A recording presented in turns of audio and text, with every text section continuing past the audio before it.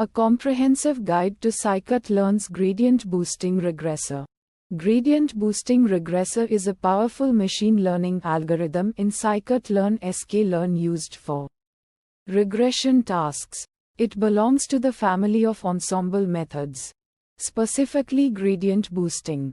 This means it combines multiple weak learners, typically decision trees, to create a strong predictive model. Understanding the basics. 1.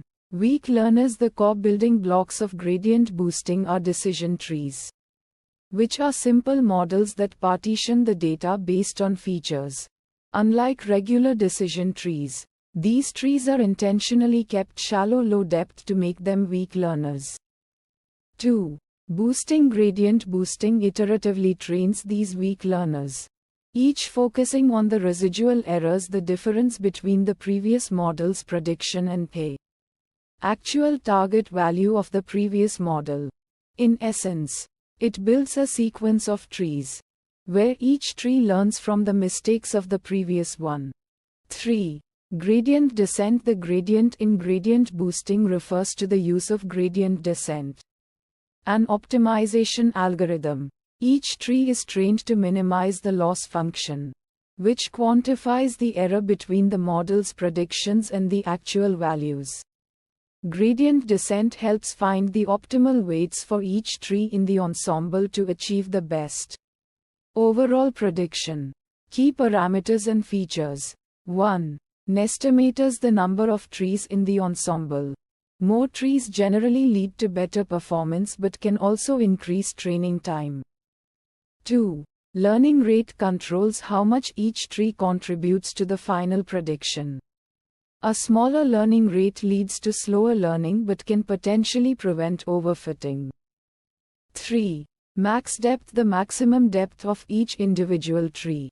Deeper trees can capture more complex relationships but are more prone to overfitting. 4. Min samples split. The minimum number of samples required to split a node in a tree.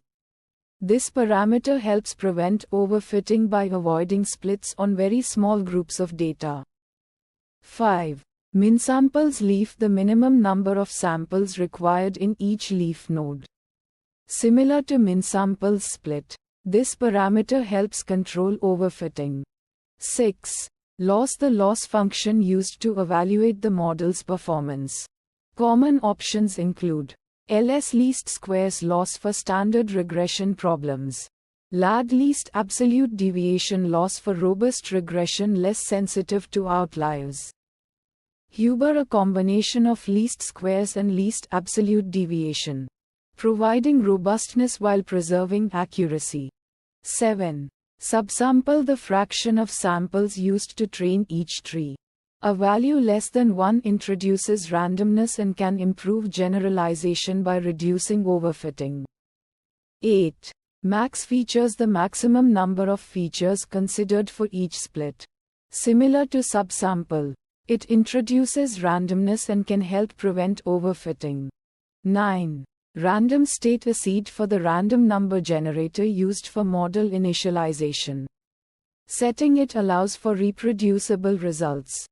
Advantages of gradient boosting regressor. High accuracy. Gradient boosting typically achieves high accuracy on a wide range of regression problems. Robustness to outliers. Some loss functions, e.g., LAD, Huber, make the model less sensitive to outliers in the data. Automatic feature selection. Gradient boosting can automatically identify important features, making it suitable for high-dimensional datasets. Flexibility. Can handle various types of data and complex relationships. Disadvantages. Computational cost. Training a gradient boosting regressor can be computationally expensive, especially with large datasets. Overfitting. Gradient boosting can be prone to overfitting if the parameters are not carefully chosen. Interpretability. Individual trees are relatively easy to interpret, but the ensemble as a whole can be complex and difficult to understand. Applications. Gradient boosting regressor is widely used in predicting financial data, stock prices, interest rates, etc. Forecasting sales and demand, predicting future sales and production needs. Estimating property values, predicting house prices based on various features. Modeling customer behavior, predicting customer churn or purchase likelihood. Medical diagnosis, predicting disease risk or disease progression. Practical tips for using gradient boosting regressor. Start with the default parameters. The default parameters in scikit-learn are often a good starting point. Experiment with different loss functions. Choose the loss function that best suits the nature of your data and the desired robustness. Tune hyperparameters. Use techniques like grid search or random search to find the optimal combination of hyperparameters for your specific problem. Beware of overfitting. Carefully monitor the model's performance on a validation set to prevent overfitting. Consider feature engineering. Applying domain knowledge and feature engineering can significantly improve the model's accuracy. Conclusion. Gradient boosting regressor is a powerful and versatile regression algorithm that can achieve high accuracy on a wide range of problems by carefully understanding its parameters and using appropriate techniques for hyperparameter optimization and feature engineering.